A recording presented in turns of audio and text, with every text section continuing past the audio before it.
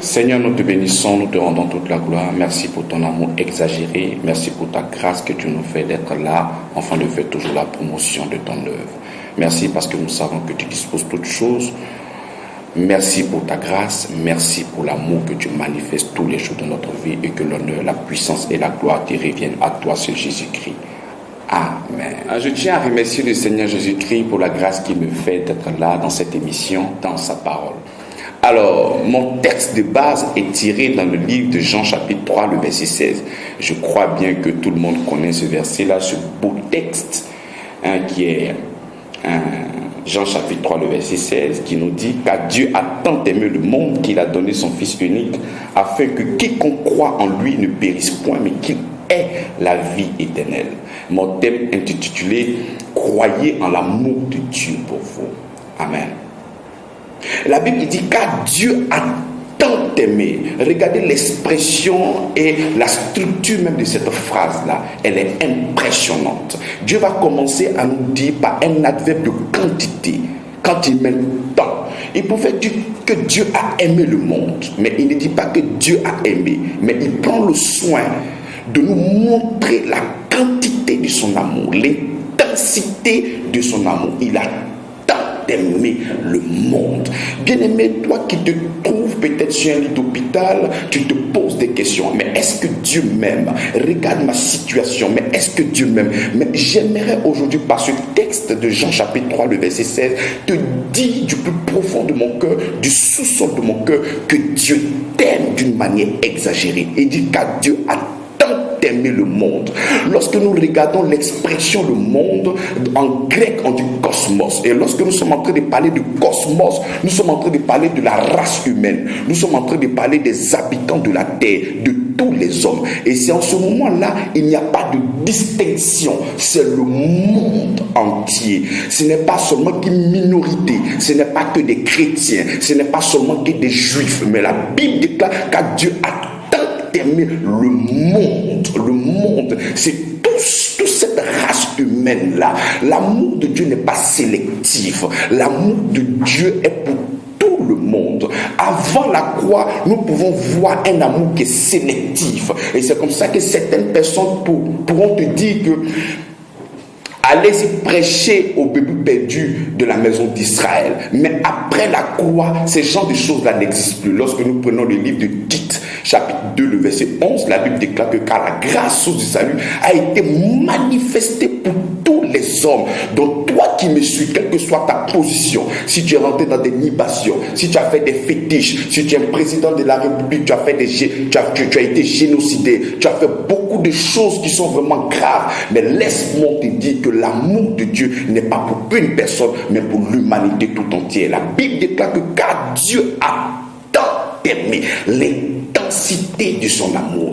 Bien-aimé, tu peux venir sauver une personne et avoir un mobile de découragement, avoir un mobile qui ne ressemble pas à l'amour. Mais Dieu tient à t'informer le mobile.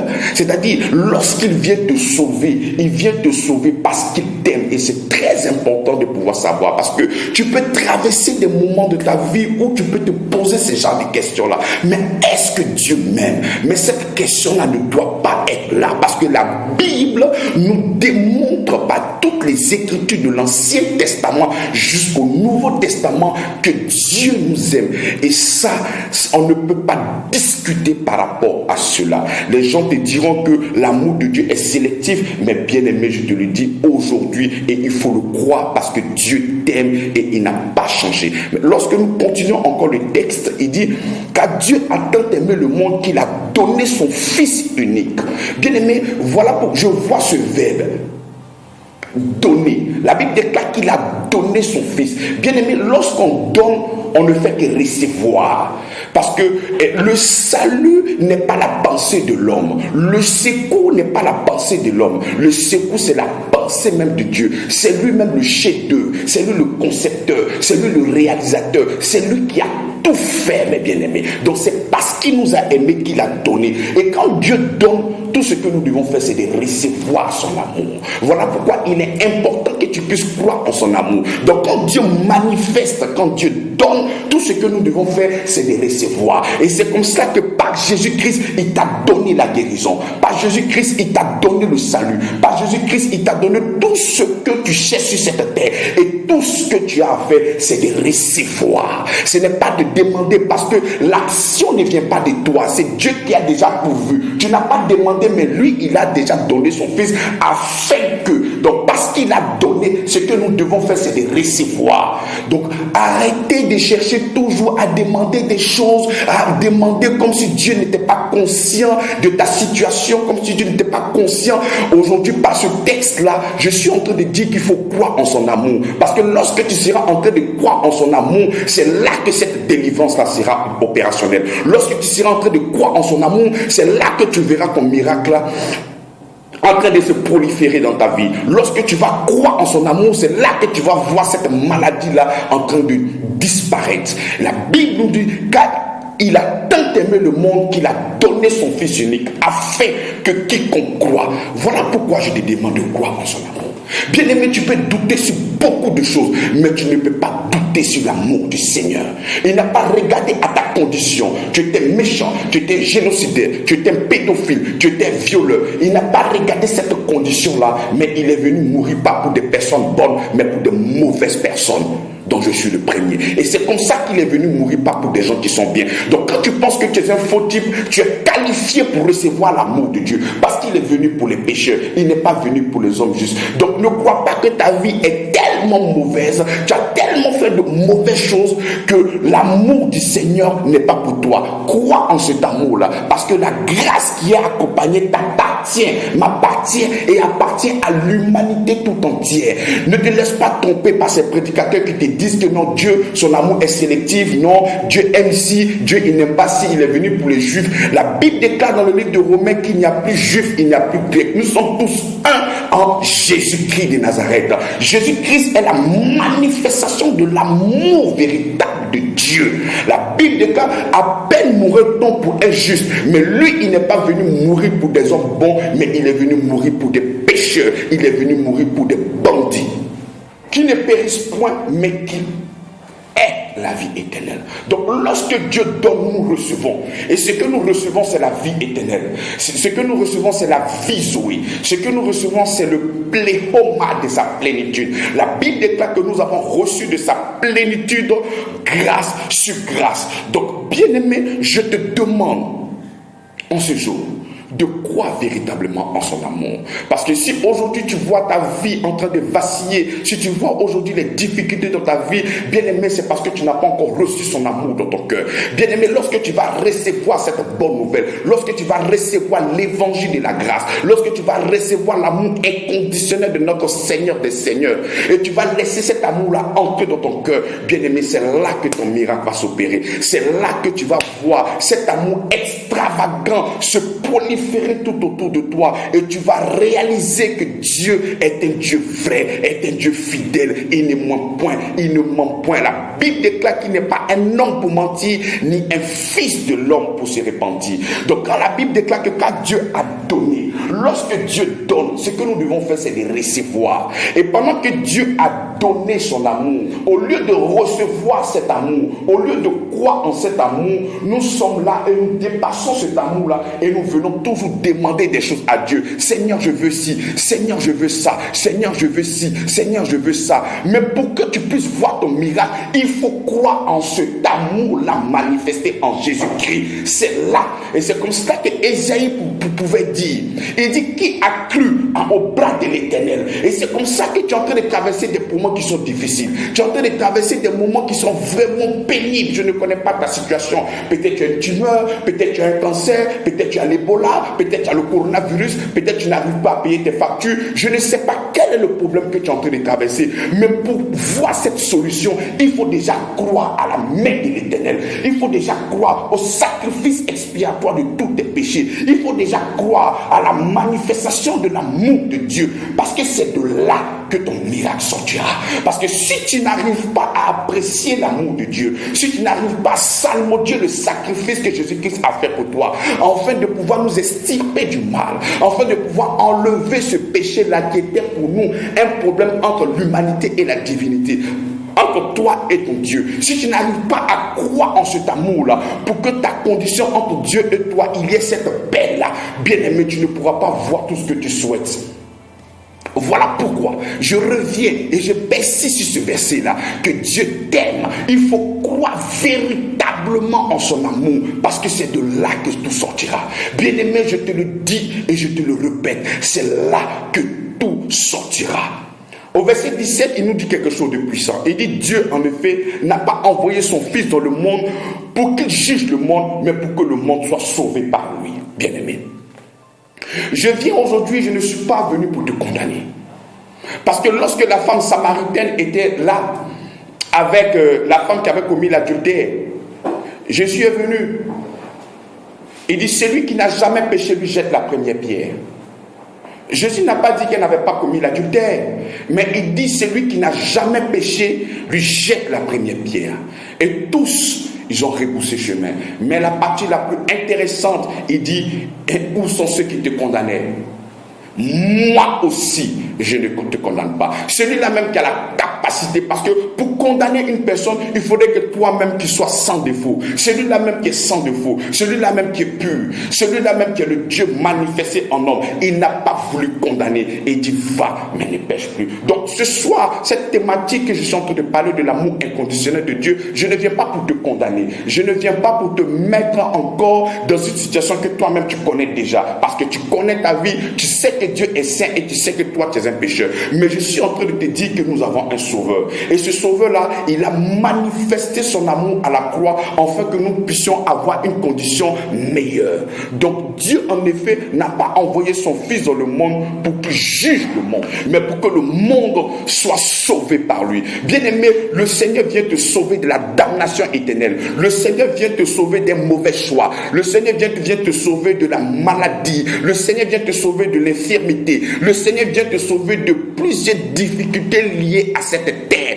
C'est pas seulement que de la damnation qui vient te sauver. Il vient te sauver de beaucoup de choses. Mais il faut croire en cet amour-là, bien-aimé. Il faut croire en cet amour-là. Lorsque nous revenons même, on fait un pas dans l'Ancien Testament, au verset 14, il dit, et comme Moïse éleva le serpent dans le désert, il faut de même que le Fils de l'homme soit élevé, afin que quiconque croit ait la vie éternelle. Nous étions là-bas, dans le désert.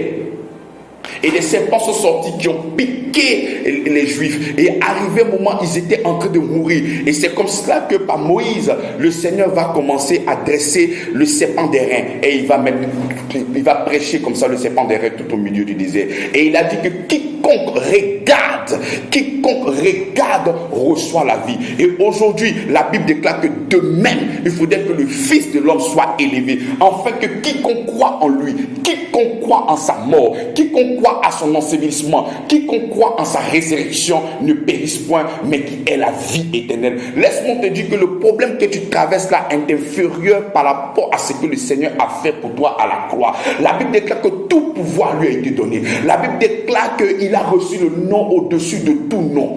Tout genou fléchit en son nom. Donc je te demande de croire en son nom. Je te demande de croire en son amour. Je te demande de croire à son sacrifice à la croix, afin de pouvoir bénéficier de cette vie-là, cette vie Zoé. Cette vie Zoé, ce n'est pas une vie de quantité, mais une vie de qualité. Et quand je suis en train de parler de qualité, tes choix même seront extraordinaires. Je te parle de la sagesse de Dieu. Je te parle de l'amour du Seigneur. Je te parle de la paix du Seigneur. Je te parle de la patience. Je te parle de la maîtrise de soi. Je te parle du bien-être. Je te parle de la vie dans tes os. Je te parle de la vieillesse. Tu seras rassasié de jours. Je te parle d'une grâce abondante. Je te parle du don de la justice. Bien-aimé, il faut de croire en cet amour-là.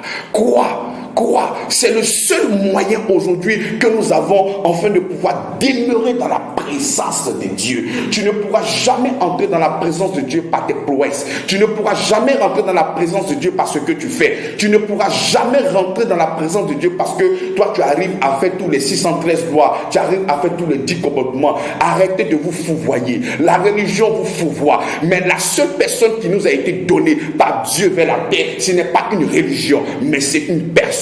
Et cette personne-là, c'est Jésus-Christ de Nazareth. Il faut croire en lui. Croire est le moyen. rien. La Bible déclare que vous êtes sauvés par la grâce au moyen de la foi. La foi, c'est notre réponse à la grâce que Dieu a manifestée. Bien-aimé, ne regarde pas à gauche, ne regarde pas à droite, mais regarde ce qui est devant toi. Regarde le Seigneur Jésus-Christ qui est là, qui est mort pour toi, pour tes péchés, qui a été enseveli et qui est ressuscité le 3e jour, qui est assis présentement à la droite de Dieu, en fait d'intercéder, être le garant de cette nouvelle alliance. Je te demande de croire, bien-aimé. Crois en lui, parce qu'en dehors de lui, nous n'avons rien. En dehors de lui, nous n'avons rien. La Bible déclare que c'est lui l'être, c'est lui la vie et c'est lui le mouvement. Tout ce que nous faisons, vous voyez, je suis en train de bouger. Toute cette grâce-là me vient du Seigneur. Ce n'est pas ma capacité, mais lui, sa capacité qui découle en moi. Donc voilà pourquoi je suis en train de dire que nous avons un papa qui prend soin de nous. Nous n'avons pas un Dieu qui nous laisse, bon, je vous ai donné la vie éternelle, bon, sur la terre là, débrouillez-vous. Il faut croire en son amour. Son amour te sauve de la damnation, ton amour te sauve de la maladie, ton amour te sauve de l'infirmité, ton amour te sauve de toutes ces difficultés liées à la terre là, présentement. Donc tout ce que je peux te dire, mes bien-aimés, c'est de croire véritablement en son amour. 1 Jean chapitre 4, verset 9. L'amour de Dieu a été manifesté envers nous, en ce que Dieu a envoyé son Fils unique dans le monde, afin que nous vivions par lui. Et cet amour consiste non point en ce que nous avons aimé Dieu, mais en ce qu'il nous a aimé à envoyer son Fils comme victime expiatoire pour tous nos péchés. Bien-aimé, ce n'est pas toi l'initiateur. L'initiateur, c'est Dieu. Ce n'est pas toi qui as commencé. Ne crois pas que c'est parce que tu vas à l'église que Dieu te bénit. Ne crois pas que c'est parce que tu poses certaines actions que Dieu te bénit. Non, l'initiateur, c'est lui. La Bible nous dit, et cet amour consiste non point en ce que nous avons aimé Dieu. Non. Ton amour ne peut pas être en premier. C'est l'amour de Dieu qui est en premier. Et toi, ton amour n'est qu'une réponse à l'amour qui, lui, l'a déjà manifesté.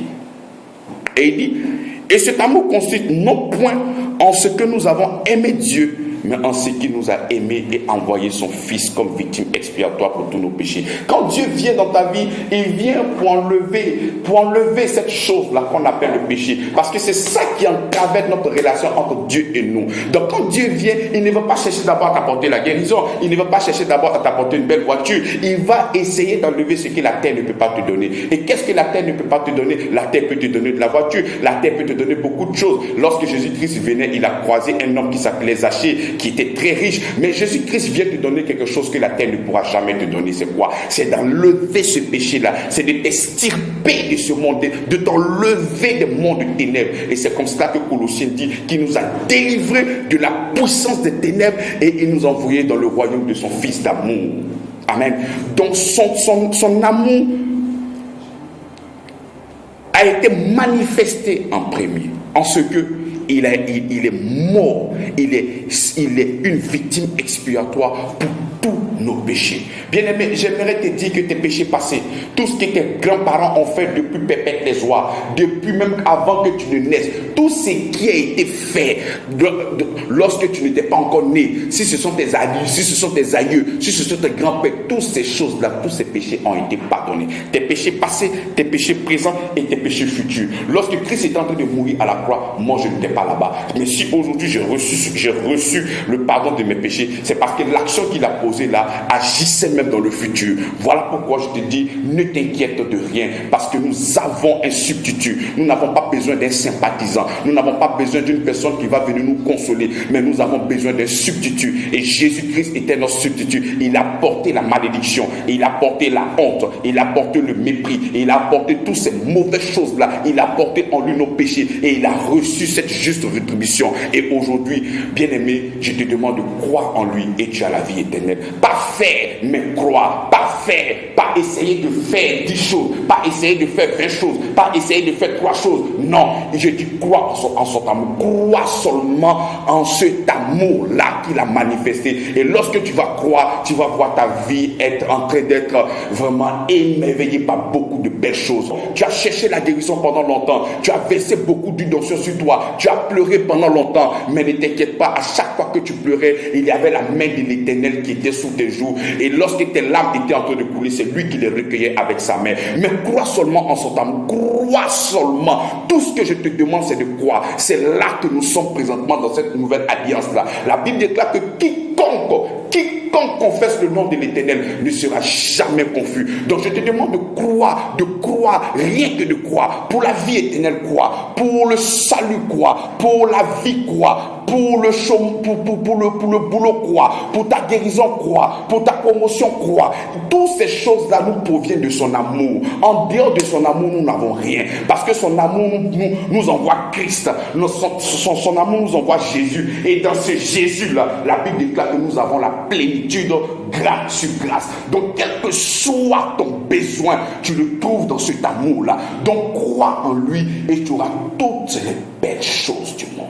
Regardez, il y a eu cette épidémie, le coronavirus. Aujourd'hui, quand tu sors, tu laves ta main. Quand tu sors, tu fais certaines choses. Tu fais au moins 10 choses pour préserver ta vie. Mais cette vie que tu es en train de préserver, c'est cette vie bios, la vie des animaux. C'est une vie qui est sans valeur. Mais moi, je suis en train de te prêcher après cette mort-là. Je suis en train de te prêcher après cette vie-là. Après cette vie-là, il y a ce qu'on appelle la vie éternelle.